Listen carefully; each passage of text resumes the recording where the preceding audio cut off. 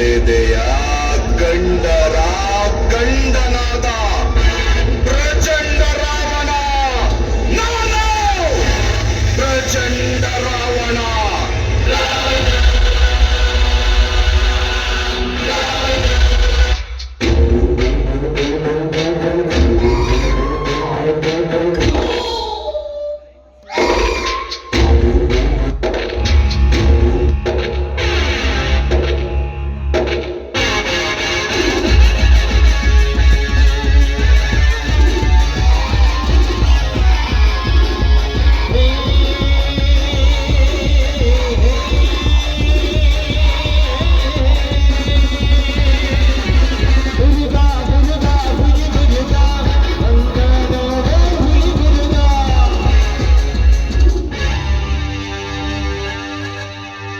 ನಾನಾರು police Patil Eranagouda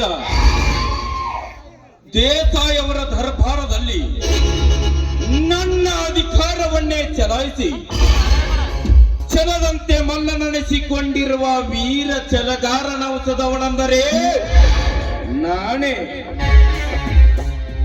Dharmaraja.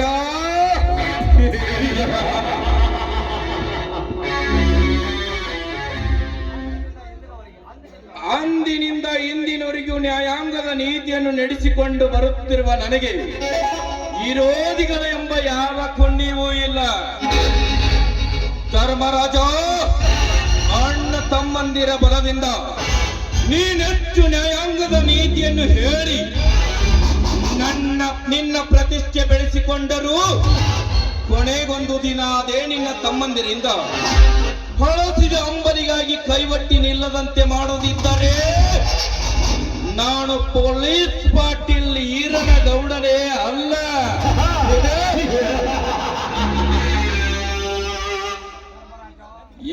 Dharmaraja, ವಿಮಾನ ನಿಲ್ದಾಣದ ಆಸೆ ಇಟ್ಟುಕೊಂಡಿರುವ ನನಗೆ ಎಲ್ಲ ರೈತರೊಂದಿಗೆ ಸಹಕರಿಸಿ ಆ ಜಮೀನನ್ನು ನನ್ನಂತೆ ಮಾಡುವುದಿದ್ದರೆ ಮೋಸದಿಂದ ನಿನ್ನ ತಮ್ಮನನ್ನು ನನ್ನಂತೆ ಮಾಡಿಕೊಂಡು ನಂತರ ನಿನ್ನ ಸಂಸಾರಕ್ಕೆ ಕದನ ಹಚ್ಚಿ ಆ ನಾಡಿನ ಚಕ್ರೇಶ್ವರನಾಗಿ ಮೆರೆಯದಿದ್ದರೆ ನನ್ನ ರಾಜಕೀಯ ಜೀವನ ನಿಸ್ವಾರ್ಥ ಎಂದು ತಿಳಿ.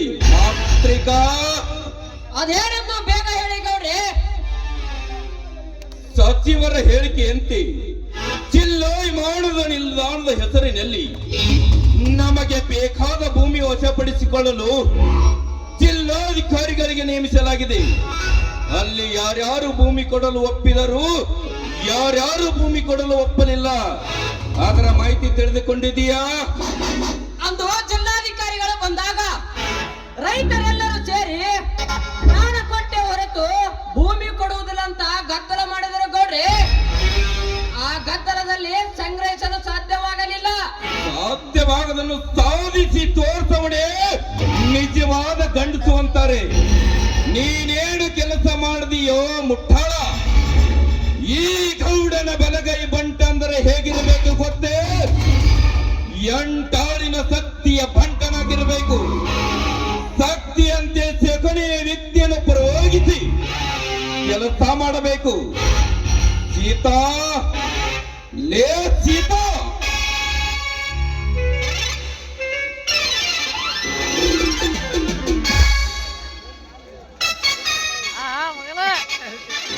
ಯಪ್ಪ ಸೀತಾ ಅಂತ ಕರಿಬೇಡ್ರಿ. ಸೀತಾ ಅನ್ನ ನನ್ನ ತೊಳಗಳು ಸೀತಮ್ಮ ನೆನಪಿ ಬರ್ತಾಳ್ರಿ. ಅಪ್ಪ ಗೊಡ್ರ ಚಂದದ ಸೀತಾಪತಿ ಅಂತ ಕರೀರಿ. ಆ ರೈತರ ಭೂಸ್ವಾಧೀನ ಬಗ್ಗೆ ನೀನೇನು ಪ್ರತಿಕ್ರಿಯಿಸಿದೆಯೋ ಅಲ್ಲಿ ಭೂಮಿ ಕೊಡಲು ಒಪ್ಪಿದವರೆಷ್ಟು, ಒಪ್ಪದಿರದವರೆಷ್ಟು? ಯಪ್ಪ ಗೊಡ್ರ 12 ಜನ ಒಪ್ಪಿಗೆ ಕೊಡ್ತೇವಂದಾರಿ. ಆದ್ರ 4ನೇ ಭಾಗ ಜನ ಒಪ್ಪಲಿಲ್ರಿ. ಮಕ್ಕಳು ನಮ್ಗ ಅಧಿಕಾರಕ್ಕೆ ಹೋಗಿದ್ರಿ ಅಪ್ಪ. ಆದರೆ ಎಂಬ ಅಪಸರದ ಬಿಟ್ಟು ಬಿಡು ಸೂತಾಪತಿ. ಅದು ಏನಂತ ಬೇಗ ಹೇಳು. ಅವಕ್ಕೆ ಅಡ್ಡಿಯಾದವರ ಪ್ರಾಣವನ್ನೇ ತೆಗೆದು ಬಿಡುತ್ತೇನೆ. ತಲೆಯಷ್ಟೇ ಯಾಕೆ ಗೌಡ್ರೆ? ಈ ಮಾತೃಗಳ ಯಂತ್ರದಲ್ಲಿ ಅವನೆಷ್ಟೇ ಅಂತರದಿಂದ ಕುಣಿದರು ಅವರನ್ನು ಸ್ವತಂತ್ರವಾಗಿ ಹಾರಾಡದೆ ಬಿಡಲಾರೆ. ನಾನೇ ಬಲ್ಲಿದವನೆಂದು ಅವನೆಲ್ಲಿಗೆ ಹಕ್ಕಿ ತರ ಹಾರಿ ಹೋದರು ರೆಕ್ಕೆ ಬಲಿತ ಗರುಡನಾಗಿ ಮೇಲಕ್ಕೆ ಹಾರಿ ಆತನ ತಲೆ ತಂದು ನಿಮಗೆ ಒಪ್ಪಿಸ್ತೀನಿ. Correct. ಈ ಪೊಲೀಸ್ ಗೌಡನಿಗೆ ಅವನ ತಲೆ ಬೇಕು ಒಂದು, ಇಲ್ಲ ನೆಲ ಬೇಕು ಒಂದು. ಅದನ್ನು ನೀನು ಮಾಡಿ ತೋರಿಸಲೇಬೇಕು.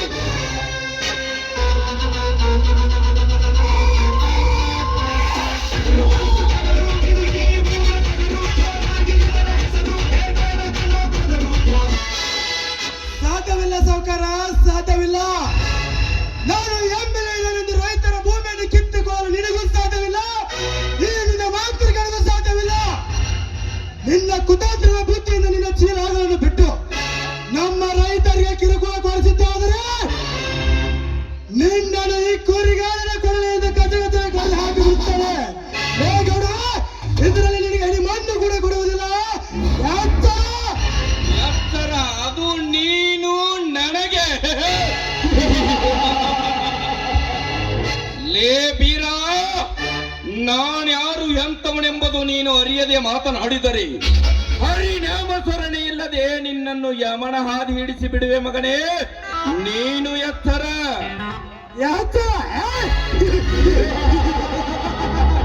ನೀನು ನನಗೆ ಎಚ್ಚರ. ಏ ನಕರೇಗೌಡ, ಬಾಯಿ ಬಿಗದು ಮಾತನಾಡು. ನಾನು ಯಾರು ಎಂತವನು ಎಂಬುದನ್ನು ಅರಿಯದೆ ಕೋನಿನ ತರ ಮಾತನಾಡಿದ್ದಾದರೆ ಕುರಿ ಬಾಲ್ಯದ ಟಗರು ಅದಕ್ಕೆ ಗುತ್ತಿಕೊಳ್ಳುತ್ತದೆ. ಎಚ್ಚರ. ಲೇ ಬೀರ, ಇವ ನಿನ್ನಂಗೆ ಸಪ್ಪನೆ ಬೇಳೆ ಬೀರಿನಲ್ಲೇ ಸಿಕ್ಕಂತ ಕುರಿ ಹಾಲು ಕುಡಿದು ಕೆಚ್ಚಗೆ ಬಳಸಿಕೊಂಡಿರುವ ಚೋಟ ಮೆಣಸಿನಕಾಯಿ ಕಾರ. ಗೌಡ್ರ, ಮಾತಿಗೆ ಮಾತು ಗಳಿಸಿ ಕೆಲಸ ಯಾಕ ಮಾಡ್ಕೋತೀರಿ ಅಪ್ಪ? ಬರ್ರಿ.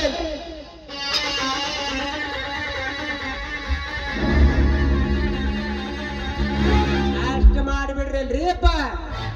Very good. ನೋಡು ಬೀರ, ಆವೇಶದಲ್ಲಿ ಮಾತನಾಡಿ ಅಲ್ಪನಾಗಬೇಡ. ನನ್ನೊಂದಿಗೆ ನಿನ್ನ ಸ್ನೇಹ ಗಟ್ಟಿ ಮಾಡಿಕೋ. ನಿನ್ನನ್ನು ಯಾರು ಮುಟ್ಟಿ ಮಾತನಾಡಿಸಷ್ಟು ಶ್ರೀಮಂತನಾಗಿ ಮಾಡಿಬಿಡುತ್ತೇನೆ ಈ ನಾಡಿನಲ್ಲಿ. ಯಾಕಂದ್ರೆ ಅಲ್ಲಿ ಹೋಗುತ್ತಿರುವ 300 ಎಕರೆ ಗೋಮಾಳ ನಿನ್ನದು ಅಲ್ಲ, ನನ್ನದು ಅಲ್ಲ. ಅಲ್ಲಿ ಹೋಗುತ್ತಿರುವ 400 ಎಕರೆ ಜಮೀನ್ ನಿನ್ನದು ಅಲ್ಲ, ನನ್ನದು ಅಲ್ಲ. ನೀ ಹೂ ಅಂತ ಮಾತು ಕೊಡು. ಎಷ್ಟು ಹಣ ಬೇಕ ಕೇಳು, ಜಗದ ಮೇಲೆ ಕೊಟ್ಟು ಬಿಡುತ್ತೇನೆ. ಸಾಹೇಬ, ನೀನು ಮಾತು ಕೇಳ ನಗಬೇಕು ಅಳಬೇಕು ಒಂದು ತಿಳಿದಾಗಿದೆ ಸಾಹೇಬ್ರೆ. ಇಂಥದಕ್ಕೆಲ್ಲ ಅಳಬಾರದಪ್ಪ. ಹಣ ಮಾಡಿಕೊಂಡು ಈ ಜಗದಲ್ಲಿ ನಗಬೇಕು, ಇಲ್ಲ ಅಂದ್ರೆ ನಿನಗೆ ದೊಡ್ಡ ಅಂತಾರೆ. ನಿನ್ನ ಕೈಯಿಂದ ಲಂಚ ತಿಂದು ದನ ಕುರಿಗಳ ಮೇಸುತ್ತಿರುವ ಗುಡ್ಡ ಹಾಳು ಮಾಡಿಕೊಳ್ಳಕ್ಕೆ, ಈ ರೈತರ ಆಸ್ತಿಯನ್ನು ನಿನ್ನ ಸ್ವಂತ ಮಾಡುವುದಕ್ಕೆ ನ್ಯಾಯ ನಿನ್ನಂಗೆ ಲಂಚ ತಿನ್ನುವುದ ರಾಜಕಾರಣಿಯಲ್ಲಿ ಸೀದಾ ಮಾತಿಗೆ ಸಾಕು. ರೈತರ ಬೆನ್ನಿಗೆ ಬೆನ್ನಾಗಿ ನಿಂತು ಸತ್ತ ಕುರಿಯನ್ನು ಹೊತ್ತು ಮಾಡುವ ನಿಯತ್ತಿನ ಕುರುಬಾದಿನ. ಹುಚ್ಚರ ಹಾಗೆ ಎಚ್ಚರ ತಪ್ಪಿ ಮಾತಾಡಿ ಬಯಸಿ ಬಂದದ್ದನ್ನು ತಿರಸ್ಕರಿಸಿ ಹಾಳಾಗಬೇಡ. ಹಣ ಪಡೆದುಕೊಂಡು ನಿನ್ನ ಗುಣ ಉಳಿಸಿಕೊ. ಇಲ್ಲ ಅಂದ್ರೆ ಬೀರಪ್ಪ, ನಿನ್ನ ಹಣಕ್ಕ ನಾನು ಹೋಗುತ್ತೋ, ಮುಂದೆ ನಿನ್ನ ಹೆಣಾನು ಹೋಗುತ್ತೋ.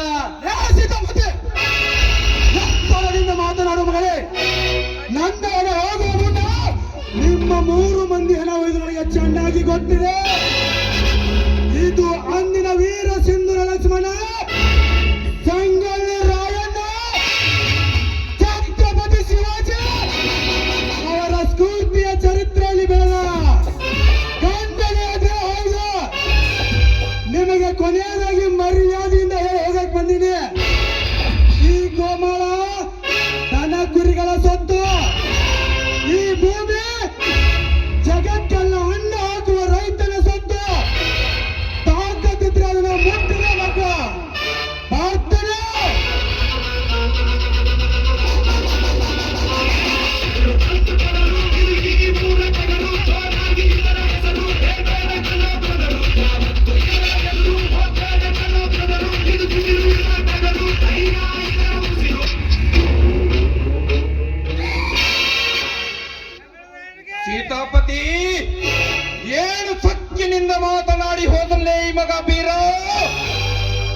ತೆಗೆದುಕೊಂಡು ಪ್ಲಾನ್ ಹಾಕಿದ್ರೆ ನೀನು ಪ್ಲಾನ್ ಸೀದಾ ಅವನ್ ನೇಣಿಗೆ ಸರಾಗ್ಬೇಕು ನೋಡು ಹಂಗ ಹಾಕ ಕತ್ತಿಗೆ ಹೊಯ್ಯೇ ಸಾತ ನಿನಗೇನ ಬುದ್ಧಿ ಬರ್ಲಿಲ್ಲ ಲೇ ನೋಡ್ರ ಬರ್ರಿ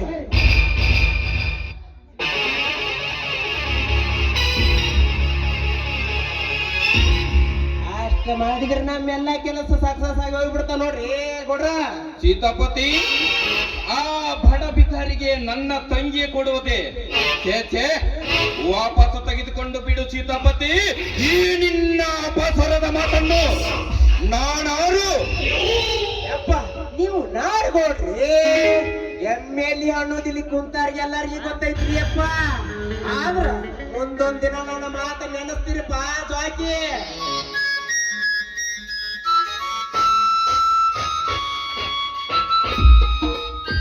ನಮಸ್ಕಾರ ಗೌಡ್ರಿ. ಓಹೋ ರೈತ ನಾಯಕನ ತಮ್ಮ ಬಾಮರಿ, ನನ್ನಿಂದ ಏನ್ ಕೆಲಸ ಆಗಬೇಕಾಗಿತ್ತು?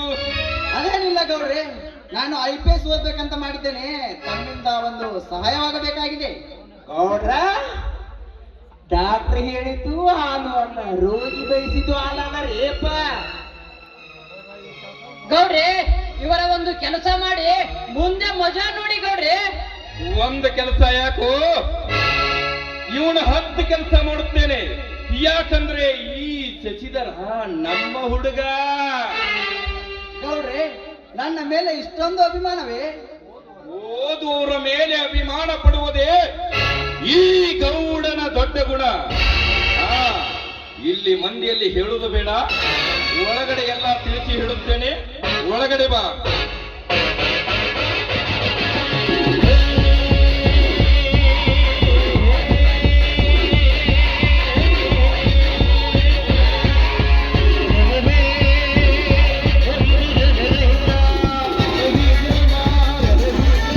ಓಡೊಬ್ಬನ ಹಳು ಹಾಡಾಕತ್ತಾನಂದ್ರ ಮಣಮುರ್ಗ್ ಶಶ ಒಬ್ಬ ಕೂಡಿದ್ನಲ್ರಿ ಏನ ಊರ್ ಹಳಗಾಲ ಸತ್ಯನಾಥ ರೇಪ ಅಂತೀನಿ.